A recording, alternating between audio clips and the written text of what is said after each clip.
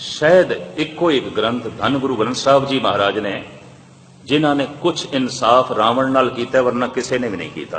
भारत के सारे रावण नूं दुष्ट कहते हैं,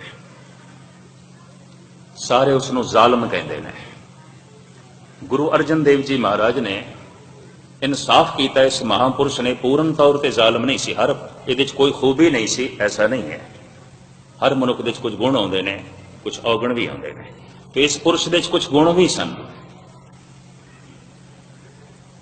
और गुणा दे उत्ते बिल्कुल पर्दा पा दिता जाता है। कारण हार गया सी बेचारा। हारे होए दे नाल कलम दे धनी नहीं चलते, हारे होए दे नाल जबान दे धनी नहीं चलते, हारे होए मनुख दे नाल दिमागी बंदे नहीं चलते होंगे। जो जित जाए वो कालका हो जाती है, वो महाकाली हो जाती है, वो देवी हो जाती है। कि शायद किधरे हार जाए तो फिर डायन है। पुरुष है, जित गया है तो भगवान हो गया है, हार गया है तो शैतान। ये तो जित हार देते खड़ी है। दुनिया जेतू दे पीछे चल रही है, ये नहीं देखती कि ये जो जित रहा है कौन है, इसको नहीं देखती। जित गया है इस वास्ते भगवान है। राम जित गए सन, रावण हार गए सन। अगर देखा जाए इंसाफ की कसौटी नाल देखोगे, इन्ना कसूर रावण का नहीं है, राम दे भरा दा ही है। उस जमाने च स्वयंवर की प्रथा आम सी, वर चुनना, स्वयंवर। कोई लड़की लड़के दे गल दे माला पा देंदी सी, इनू कहंदे सन स्वयंवर, खुद वर चुन लिया। इस समाज ने खुल दी हुई सी। प्रतिष्ठित जिहड़ियां स्त्रियां इतिहास दे बणियां हुई स्वयंवर होया, वैसे सारियां दा सी। एक प्रथा सी जो बाद दे खत्म की गई। इस वास्ते खत्म की गई कि अक्सर लड़की जज्बे के तहत, भावनावां के तहत चोण कर लेंदी सी, रिश्ता निभदा नहीं सी। अगे नौबत तलाक तक पहुंचती सी, बच्चे रुलदे सन। समाज अगे आ गया, स्वयंवर की प्रथा खत्म करनी पई। धार्मिक मुखी अगे आ गए, उन्होंने स्वयंवर की प्रथा को खत्म किया। तो यह स्वरूप नखा वरमाला लक्ष्मण के गल दे पाउण लगी है। लक्ष्मण कहता नहीं, मैं ता जिंदगी कुआरा रहने का प्रण किया है और मैं अपने भरा दे नाल रहना है। तू मेरे भरा नाल गल कर ले। मतलब है दूजी तीजी शादी की प्रथा सी उस जमाने च, क्योंकि राम दे नाल ते सीता सी। फिर भी लक्ष्मण कहता है मेरे भरा नाल गल कर ले। ये इतिहासिक पहलू ने, ये इतिहास है। राम दे पिता दी 4 पत्नियां सन, दशरथ दी ये प्रथा सी। तो मेरे भरा नाल गल कर ले। दोवें सुनखे सन, दोवां दा रंग रूप महान सी, दोवां दा कन प्रभावित करता सी, दोवें सुशील सन, दोवें गुणवान सन और दोवें ऋषि विशिष्ट तो धर्म की शिक्षा पढ़े हुए सन। राम कोल चली गई। राम ने भेजा नहीं, मेरे नाल मेरी पत्नी है तो मेरे भरा नाल गल कर ले। गुस्से च आके लक्ष्मण ने नक कट दी। हुण किसी स्त्री की नक कट देनी, ये सारी जिंदगी लिए उसनों मुथाज कर देना है, करूप कर देना है। ये पहल लक्ष्मण तो हुई है, रावण तो नहीं हुई।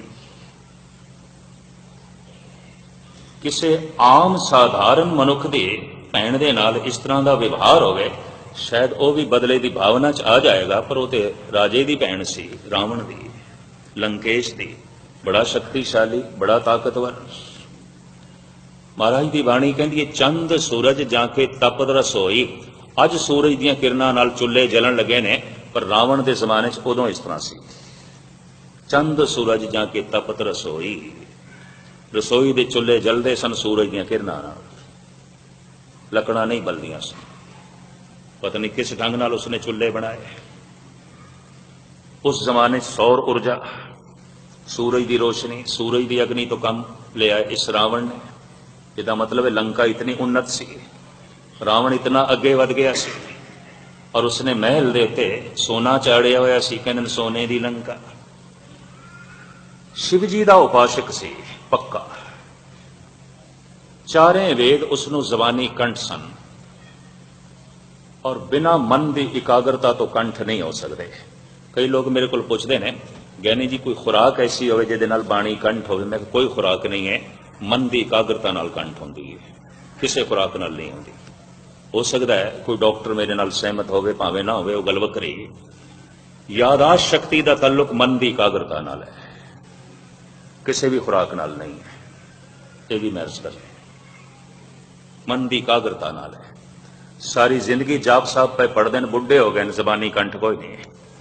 ਉਹਨੂੰ ਚਾਰੇ ਵੇਦ ਜ਼ਬਾਨੀ ਕੰਠ ਸਨ, ਜ਼ਬਾਨੀ ਪਾਠ ਕਰਦਾ ਸੀ ਰਾਵਣ।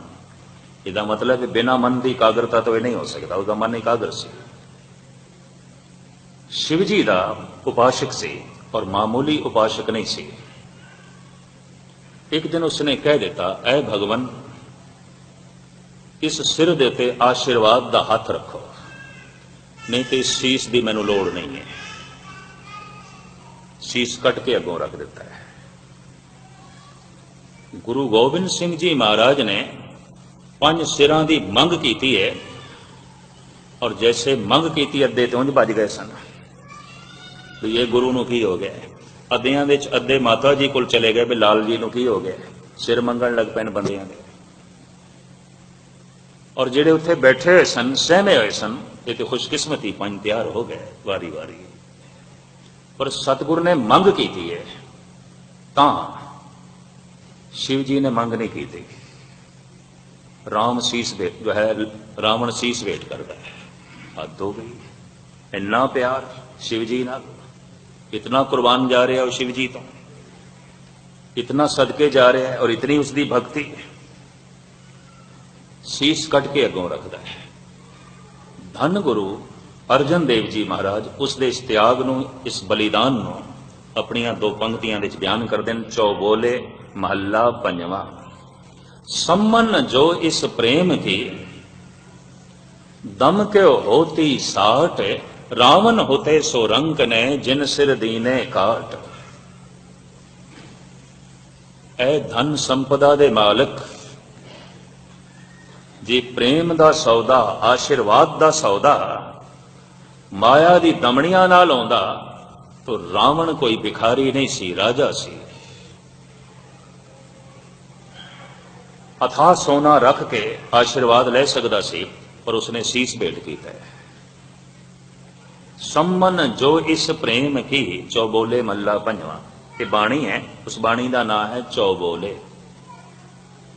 सम्मन जो इस प्रेम की दम के होती साठ, रावण होते सो रंक ने जिन सिर दीने काट। रावण कोई भिखारी नहीं सी, उन्हें अपना शीश कट के अगों रखे।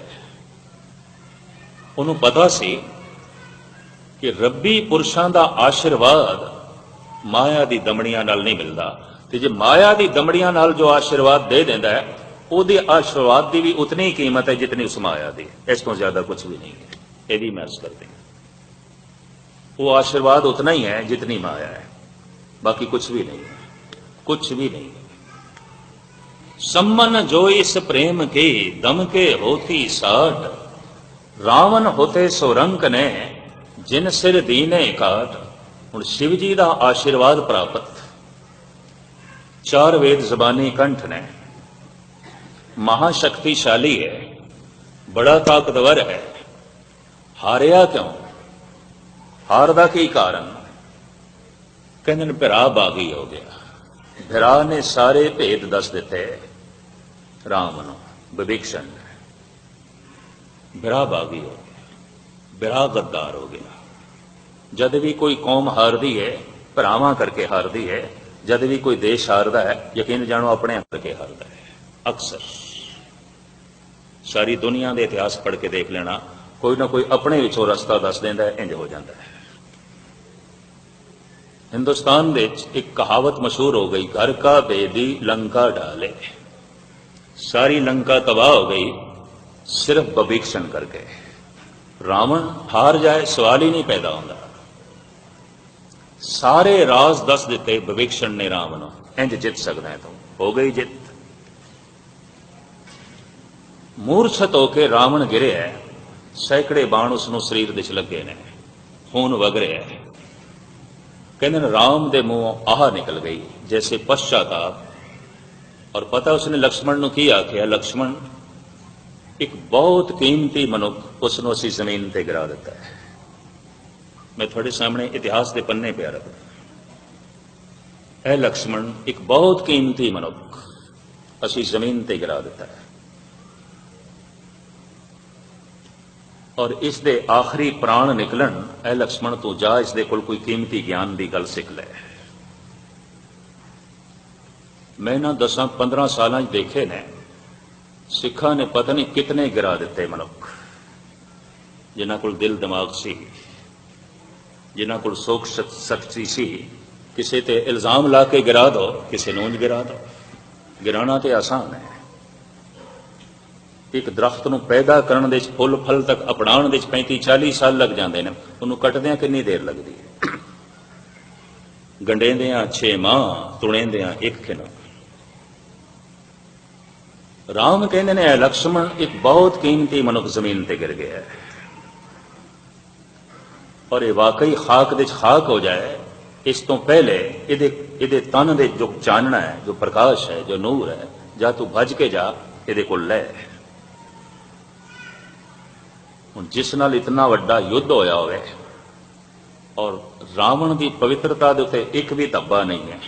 सीता नूं उसने सिर्फ कैद रखे है, अपने महलों के कैद नहीं रखा। अशोक वाटिका दे अपने महलों तो बहुत दूर बाहर, ये उसके उच्चे इखलाक की निशानी है, इसके ब्राह्मण होने की निशानी। चुक के क्यों ले आया? उन्हें ऐलानिया कहा सी कि मेरी भैन की नक नहीं कट्टी, मेरी नक कट्टी गई है तो मैं हुण राम की नक कटांगा। किसी की पत्नी चुक के लिया अगले की नक कटनी, और की इस तरह की गल। और लाला दौलत राय कहता है इस बहुत वड्डी जंग भयंकर युद्ध का कारण 2 इस्त्रियां ने, एक स्वरूप नखा एक सीता, इन्हां दोवां नूं एक पासे करदे युद्ध नहीं होना सी, ये जंग नहीं होना सी। राम नूं कोई लोड़ नहीं सी रावण नाल लड़न दी, ते रावण कोई दुष्ट नहीं सी, इस वास्ते दुष्ट हो गया, वो सीता नूं चुक ले गया। कोई ये नहीं कहता लक्ष्मण ने की कीता, एक स्त्री की नक कट्टी, क्या वो इस इल्जाम दे च नहीं आउंदा जिहड़ा इल्जाम रावण ते लाया जा रहा है? पर वो तो जित गया है। जितया भगवान हो जाता, हारिया शैतान हो जाता है, और की ये तो साफ है। जितया भगवान हो जाता है, हारिया शैतान हो जाता है। और जिते होए दे नाल कलम दे धनी तुलसी जैसे, कलम दे धनी, दिमाग दे धनी, जबान दे धनी चल पैंदे ने, हारे होए दे नाल कोई नहीं चलता। हारे को हरि नाम। तो मैं इस तरह हार गया रावण, कौन साथ दे? कलम दे धनी, दिमाग दे धनी, जबान दे धनी, सोचने वाले, दार्शनिक, फिलासफर, चिंतक, कवि सब हट गए। किसी ने इसके हक च नहीं लिखा दुष्ट है, शैतान है। पर सोचना चाहिए इसने क्यों किया? इसकी भैन की भी तो नक कट्टी है, तो नक कट्टण वाला कौन है? अगर सीता नूं चुक के लियाण वाला शैतान है तो नक कट्टण वाला कौन है? और वो भी किसी स्त्री की अबला दी, और वो भी कोई बहुत बड़ा कसूर नहीं, कोई कसूर नहीं। उस जमाने की प्रथा सी, उस जमाने का रिवाज सी स्वयंवर का। वो तो वरमाला पहनाण लगी, उसकी नक कट लेगी। ये तो बहुत बड़ा द्रोह है, ये तो बहुत बड़ा जुल्म है। पर नहीं आखांगे जालिम, क्योंकि जित गए ने। जो जित जाए वो भगवान हो जाता है, जो हार जाए वो शैतान हो जाता है। एक सही है, जेड़े गुण राम दे च ने उतने गुण रावण दे च भी ने। धार्मिक है राम, धार्मिक है रावण। विशिष्ट कोल पढ़े ने राम, पाठी ने अच्छे, नाम जपण वाले ने, रसिक ने, ईश्वर नूं मनण वाले ने, पर यह भी नास्तिक नहीं है। शिव जी का उपासक है, चारे वेद उसनूं जबानी कंठ ने। धार्मिक तौर पर दोहां का कोई मतभेद भी नहीं, घरेलू झगड़ा है, यह भी मैं अर्ज करते हैं। 2 स्त्रियां ने एक पासे करते हुए जंग नहीं होनी सी, लाला दौलत राय ने ऐसा ही लिखा है। तो खैर मुख्तसर में अर्ज करा, राम कहते ने ए लक्ष्मण बड़ा कीमती मनुख जा रहा है, गिर गया। असी जिस इंसान को जमीन ते गिराया है, ये मामूली पद्धर का नहीं है, बहुत महान इंसान है। जा इसके प्राण निकलन, इस तो पहले इसकी कुछ महानता अपनी झोली च पा ले, तू भज के जा। ਲਕਸ਼ਮਣ ਗਿਆ। ਰਾਮ ਜਿੱਥੇ ਨਿਰਮਾਣਤਾ ਦੀ ਮੂਰਤੀ ਸਨ, ਹਲੇਮ ਸਨ, ਉੱਥੇ ਲਕਸ਼ਮਣ ਦੀ ਤਬੀਅਤ ਬਿਲਕੁਲ ਇਸ ਤੋਂ ਉਲਟ ਸੀ, ਬਿਲਕੁਲ ਰਾਮ ਤੋਂ ਉਲਟ। ਉਹ ਜਿੱਥੇ ਸ਼ਾਂਤਮਈ ਸਨ, ਬਿਲਕੁਲ ਕ੍ਰੋਧੀ ਸੁਭਾਅ ਦੇ। ਉਹ ਜਿੱਥੇ ਦੂਰਦ੍ਰਿਸ਼ਟ ਸਨ, ਇਤਨੀ ਗੱਲ ਲਕਸ਼ਮਣ ਦੇ ਚ ਨਹੀਂ ਸੀ। ਇਹ ਵੀ ਮੈਂ ਅਰਜ਼ ਕਰਦੇ ਹਾਂ। ਸਿਰ ਦੇ ਭਾਰ ਖੜੇ ਹੋ ਗਏ ਤੇ ਕਹਿਣ ਲੱਗੇ, ਬ੍ਰਾਹਮਣ ਦੇਵਤਾ ਸੁਣਿਆ ਤੁਹਾਡੇ ਕੋਲ ਬੜਾ ਗਿਆਨ ਹੈ, ਬੜੀ ਸਮਝ ਹੈ, ਕੋਈ ਕੀਮਤੀ ਗੱਲ ਸਾਡੀ ਝੋਲੀ 'ਚ ਵੀ ਪਾਓ ਜੋ ਸਾਡੀ ਜ਼ਿੰਦਗੀ 'ਚ ਕੰਮ ਆਵੇ। ਅੱਖਾਂ ਖੋਲੀਆਂ ਨੇ ਇਸ ਤੜਪਦੇ ਰਾਵਣ ਨੇ, ਔਰ ਇੰਜ ਮੁਸਕਰਾਇਆ ਹੈ ਜਿਵੇਂ ਕਿਸੇ ਬੱਚੇ ਤੇ ਕਿਸੇ ਨਾਦਾਨ ਤੇ। ਅੱਖਾਂ ਮੀਟ ਲਈਆਂ, ਤੜਪ ਰਿਹਾ ਸੀ ਵਿਚਾਰਾ, ਪ੍ਰਾਣ ਨਿਕਲ ਰਹੇ ਸਨ, ਨਹੀਂ ਕੁਝ ਬੋਲਿਆ। ਲਕਸ਼ਮਣ ਵਾਪਸ ਆ ਗਿਆ, ਕਹਿੰਦਾ ਭਗਵਾਨ ਉਹ ਤੇ ਬੋਲਦਾ ਹੀ ਨਹੀਂ, ਤੇ ਜਦ ਬੋਲਦਾ ਹੀ ਨਹੀਂ ਉਹਦੇ ਕੋਲ ਕੀ ਗਿਆਨ ਲਈਏ। ਰਾਮ ਕਹਿੰਦੇ ਨੇ, ਪੁਰਖਾ ਤੇਰੇ ਕੋਲ ਉਹ ਵਸਫ ਨਹੀਂ ਹੈ ਗਿਆਨ ਲੈਣ ਦਾ। ਜਿਸ ਦੇ ਕੋਲ ਗਿਆਨ ਲਈਦਾ ਹੈ ਉਹਦੇ ਸਿਰ ਦੇ ਭਾਰ ਨਹੀਂ ਖੜੇ ਹੋਈਦਾ। ਜਾ ਉਸਦੇ ਕਦਮਾਂ ਦੇ ਵਿੱਚ ਖੜਾ ਹੋ ਤੇ ਹੱਥ ਜੋੜ ਕੇ ਗਿਆਨ ਦੀ ਮੰਗ ਕਰ।